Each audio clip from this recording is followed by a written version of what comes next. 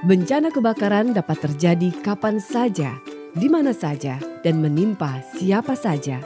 Akibatnya, tak sekedar kehilangan harta benda, tapi juga nyawa. Ayo, kita cegah kebakaran. Api dekat dengan kita. Nyalanya kecil, jadi kawan. Nyalanya besar, jadi lawan. Nah, ada baiknya kita mengenal bagaimana terjadinya api. Api adalah suatu proses kimia, yakni proses oksidasi cepat yang menghasilkan panas dan cahaya. Api dapat terjadi karena bergabungnya 3 unsur yang dikenal dengan teori segitiga api.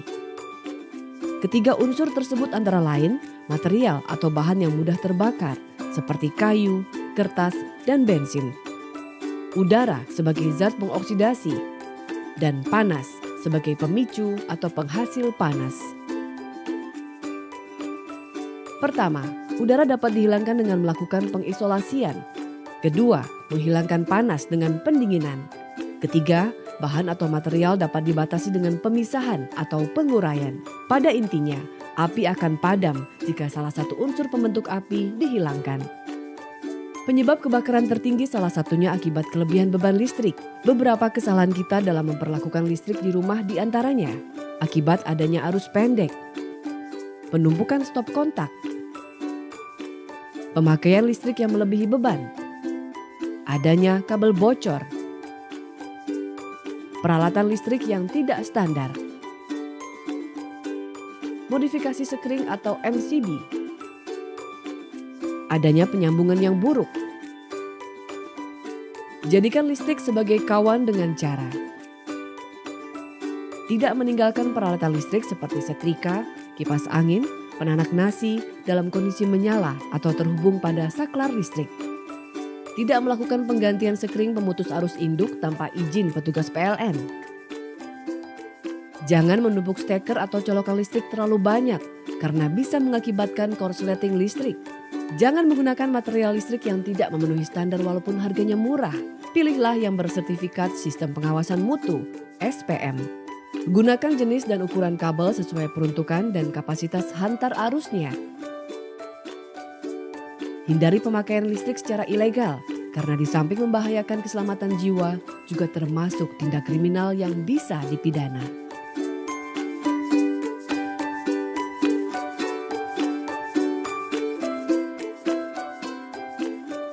Alat pemadam api ringan, APAR, bisa menjadi pertolongan pertama memadamkan api. Lalu bagaimana cara menggunakan APAR? Tarik untuk membuka kunci pengaman. Arahkan semprotan ke sumber api. Tekan tuil, lalu semprotkan menyapu kanan kiri, jangan terputus-putus. Saat digunakan, pastikan tabung APAR dalam posisi tegak. Jaga jarak kita dengan sumber api. Pastikan jarak aman minimal 2 meter. Perhatikan arah angin. Semprotkan APAR mengikuti arah angin langsung ke dasar sumber api.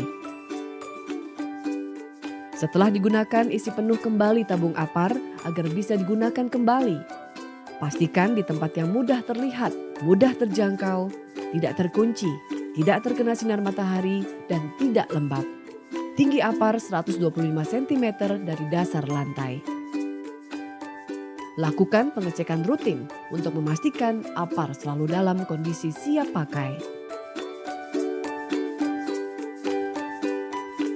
Ada cara tradisional untuk memadamkan api, yakni dengan karung goni tidak berlubang. Atau bisa diganti handuk tebal atau selimut tebal yang tidak berlubang yang ada di rumah.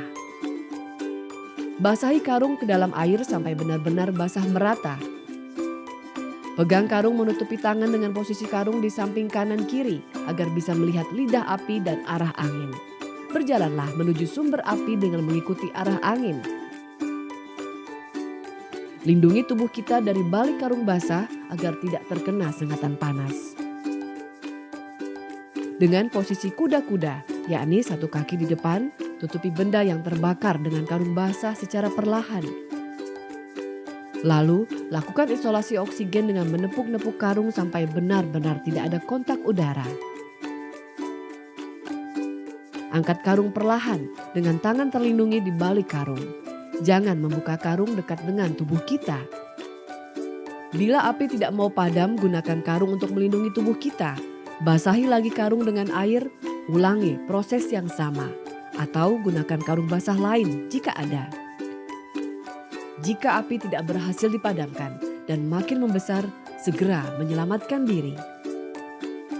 Cara yang sama juga bisa digunakan untuk menyelamatkan anggota keluarga meninggalkan kobaran api.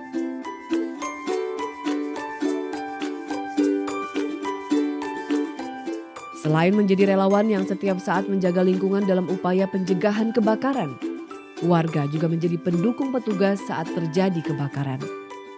Lalu apa yang harus dilakukan Satgas untuk memudahkan upaya pemadaman api? Segera hubungi petugas pemadam kebakaran terdekat. Berikan informasi yang dibutuhkan oleh petugas pemadam kebakaran, antara lain memberitahu petugas asal api, adakah warga yang terperangkap api, lokasi sumber air terdekat, dan apa saja yang terbakar. Satgas juga membantu kelancaran jalan mobil pemadam kebakaran untuk mendekati lokasi kebakaran, membuka portal, dan membersihkan akses jalan untuk memudahkan mobil pemadam kebakaran menuju lokasi kebakaran. Satgas membantu menenangkan warga dan membantu evakuasi korban kebakaran. Semua kebakaran bermula dari api kecil. Jangan biarkan ia membesar dan merugikan kita semua.